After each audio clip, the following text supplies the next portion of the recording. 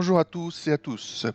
Donc on va voir comment créer une signature photo sur Photoshop. C'est un tuto que j'ai déjà fait au sein du club.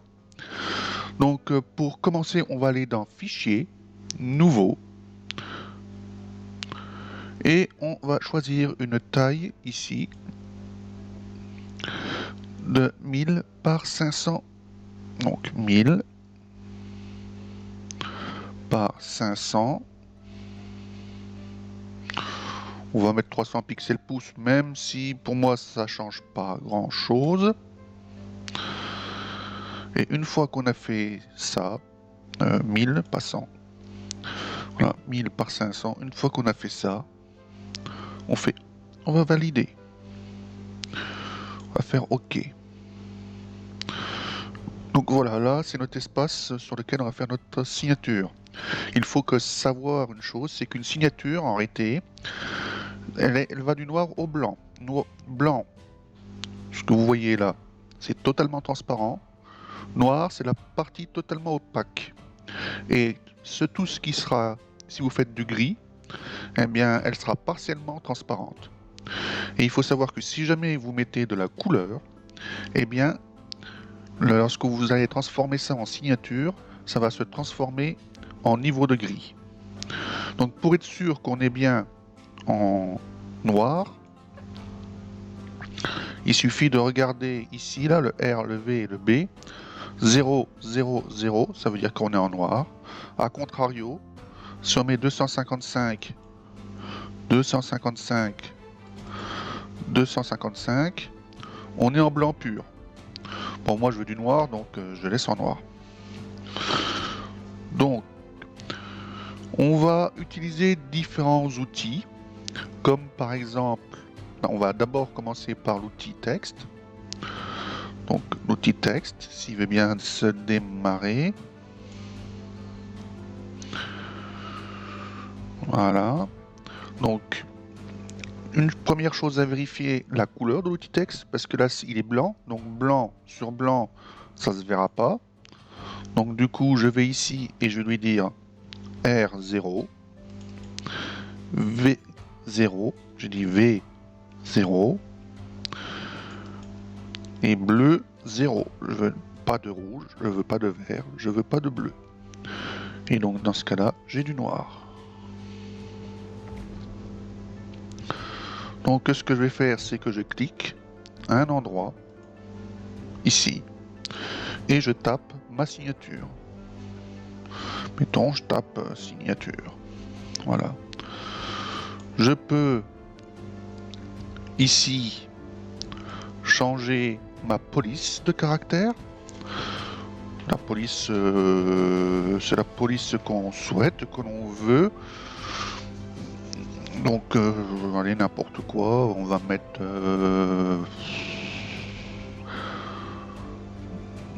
ça donne quoi? Allez, on va mettre ça. Ici, on peut choisir, c'est les grâces régulières, sachant que ça change. Mettons, si je veux un Times New Roman, vous voyez, ça change, ça peut changer suivant le type de police que vous suivez, que vous choisissez. Donc du coup, on va comme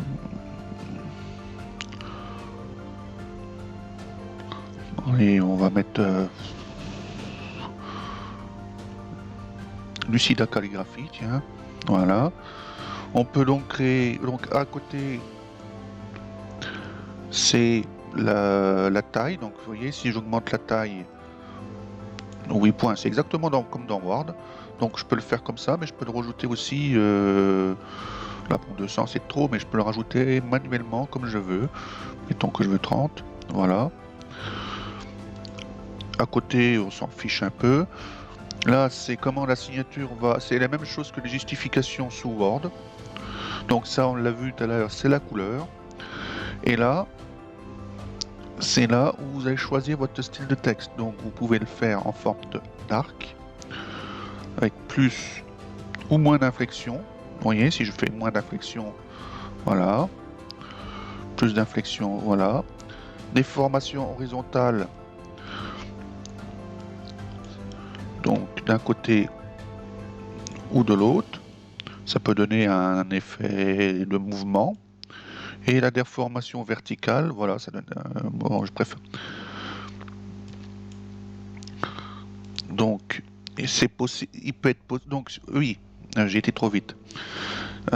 Si vous voulez déplacer votre texte, vous cliquez sur l'outil déplacement, vous allez dessus et vous déplacez.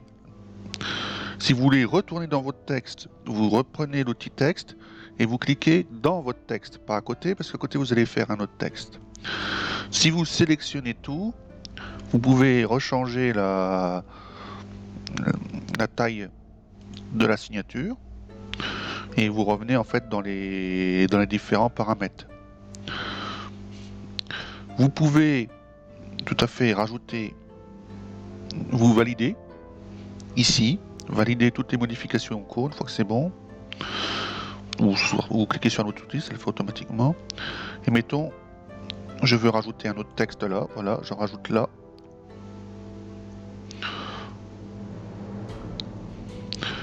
Et je sélectionne tout et ce que je vais faire, mettons, c'est un arc, mais dans l'autre sens, donc j'inverse l'inflexion avec une déformation, voilà, comme ça. Voilà, je sors là, donc du coup ça me le valide automatiquement. Là, avec l'outil déplacement. Si je vais sur l'autre, si je veux redéplacer l'autre, je vais là. Donc ça, c'est un outil qu'on peut utiliser parmi d'autres. Donc c'est un outil qu'on peut utiliser d'autres. L'autre outil qu'on peut utiliser, c'est le pinceau. Bon, après, oui, forcément, pour que ça marche, j'annule hein, ce que j'ai fait. Pour que ça marche, il faut aller sur le calque. Donc on va créer un nouveau calque. Et je crée un pinceau, je crée ce que je veux. Enfin, sauf si vous êtes doué en dessin, ça n'a pas peut-être fort trop d'intérêt. Mettons que je supprime le calque. Ça peut peut-être servir éventuellement, voilà, pour faire je sais pas quoi, mettre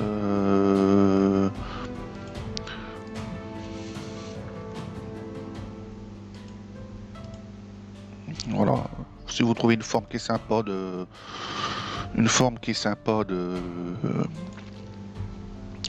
pinceau, vous pouvez utiliser l'outil forme. Alors l'outil forme, il est ici. Vous voyez, donc pour accéder là, en fait, c'est assez simple.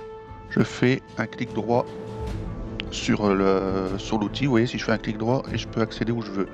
Donc je vais là et je prends l'outil forme personnalisée. Je vais ici. Alors là, vous voyez, ça fait une flèche. Pourquoi ça fait une flèche? Parce que c'est ce que j'ai choisi ici. Donc là, ça c'est la couleur, à vérifier qu'on est bien en noir. Ici, on peut choisir les différents types de formes qu'on a. Alors, moi, j'en ai pas beaucoup, mais il faut savoir qu'on peut en charger d'autres. Mettons que je peux aller dans symbole. Oui, je peux remplacer. Et vous voyez, j'ai d'autres formes. Je peux même dire ici, afficher toutes les formes. Et vous voyez, j'en ai beaucoup plus. J'ai énormément de formes. Donc, mettons, je veux mettre une forme, n'importe laquelle. Un chat, tout le monde aime bien les chats. Donc voilà. Donc si je veux que ma forme reste bien proportionnelle, j'appuie sur la touche majuscule. Autrement, vous voyez, là, je suis pas proportionnel. J'appuie sur la touche majuscule, hop, ça devient proportionnel. Donc voilà, je fais ça. Je peux vouloir aussi que... Vous voyez, si je vais ici, la forme est pleine. Là, elle n'est pas pleine. Et je peux lui dire que je veux... Mais si elle n'est pas pleine, je veux... Hop, j'étais un peu beaucoup, encore un peu beaucoup. Voilà, je veux là j'augmente en fait la taille la taille du trait. Sauf que si j'augmente trop la taille du trait, évidemment, je vais finir par remplir le truc. Donc, et si je lui dis ça, moi je préfère à la limite, hop, tac. Donc ma forme, je peux la mettre où je veux. Je vais supprimer l'autre forme qui est en dessous. Voilà, donc vous mettez ce que vous voulez. Toujours vérifier que vous êtes bien sur le calque sur lequel vous travaillez. Voilà. Vous avez votre signature qui est faite. Vous pouvez rajouter une image. On peut très bien imaginer rajouter une image, mais attention, il faut savoir que, comme j'ai dit tout à l'heure, si elle est en couleur, elle sera après transformée en niveau de gris. Et donc, du coup, elle sera plus ou moins transparente. Une fois que vous êtes content de votre signature, eh bien, la chose la plus importante, ça fait d'enregistrer votre fichier enregistré sous. Et on va l'appeler signature.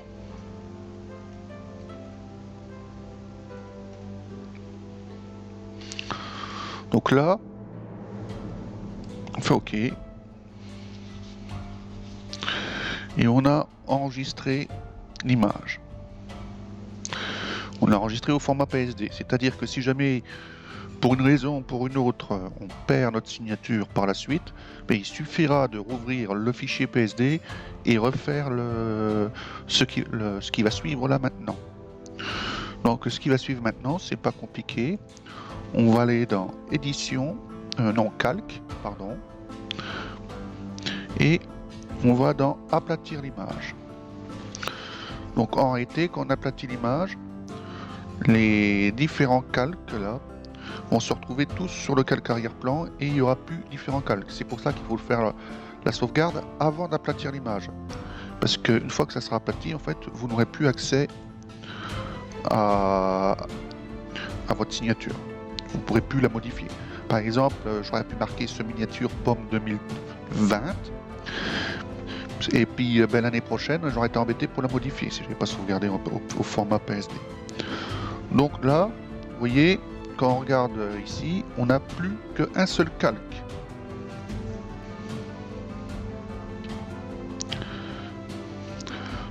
Donc, et ensuite, on va dans édition, définir une forme prédéfinie qui est ici. Voilà, je clique dessus. Je mets le nom de ma forme prédéfinie. Par défaut, elle a pris le nom de la signature que j'ai faite. Donc, mettons, j'ai marqué signature pomme. Je fais OK. Voilà. Et là, ça y est, j'ai créé ma forme prédéfinie. Et si je vais ici, dans le menu peinture, que je vais tout en bas, vous voyez, j'ai ma forme prédéfinie. Donc maintenant, on va fermer le document sans sauvegarder. Surtout, ne le sauvegardez pas. Parce qu'autrement, vous allez sauvegarder la partie qui a été aplatie. Et vous ne pourrez pas revenir dessus pour modifier ce que vous voulez modifier.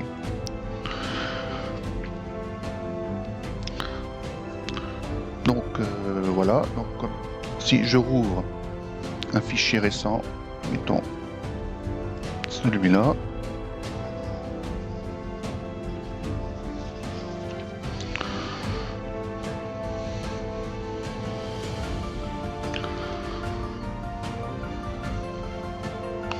voilà, je vais supprimer la signature qui est déjà faite. Donc comment on fait pour signer une photo? Eh bien on va créer un nouveau calque. Donc pour créer un nouveau calque, on a le choix, c'est soit calque, nouveau, calque. OK, ça c'est le premier choix. L'autre choix, c'est de cliquer directement sur le petit truc là en bas et ça marque créer un calque. Donc je crée un calque. Une fois que j'ai créé mon calque, je choisis la couleur de ma signature, mettons le bleu. Là, ça va pas trop parce que c'est du noir et blanc. Et voilà, ça ne marche pas. Pourquoi? Parce que j'ai dit bleu et j'ai oublié de faire OK. Voilà. Donc du coup, j'annule le pinceau. Voilà, là j'ai ma signature qui est en bleu. Ensuite, maintenant, on va voir pour faire la sauvegarde de notre fichier. Là, parce que le truc, c'est que si jamais je fais réinitialiser les formes, eh ben, je vais perdre ma signature. Donc, pour ce qu'on va faire, c'est qu'on va enregistrer notre forme. Donc, pour ça, on va aller dans un coin particulier. On va les mettre dans... Parce que là, en fait, elle est dans une bibliothèque temporaire, entre guillemets. Donc, elle est dans la bibliothèque qui est active. Donc, en gros, on va cliquer sur le petit engrenage. J'ai appelé ça un engrenage ici. Et on va aller dans gestionnaire de formes prédéfinies. On va sélectionner toutes les formes qu'on ne veut pas garder, donc de celles qui vont là à celle-là, en faisant premier clic sur la première forme, deuxième clic sur la dernière forme en appuyant sur majuscule. Voilà, supprimer. Et ensuite, on va enregistrer le groupe. Et donc là, on va l'appeler signature pomme. Terminé. Et vous voyez ici, vous n'avez plus que votre signature. Donc, on va réinitialiser les formes. Alors, si vous faites OK, vous allez perdre votre forme, donc autant faire ajouter, comme ça, vous avez votre forme qui est rajoutée ici.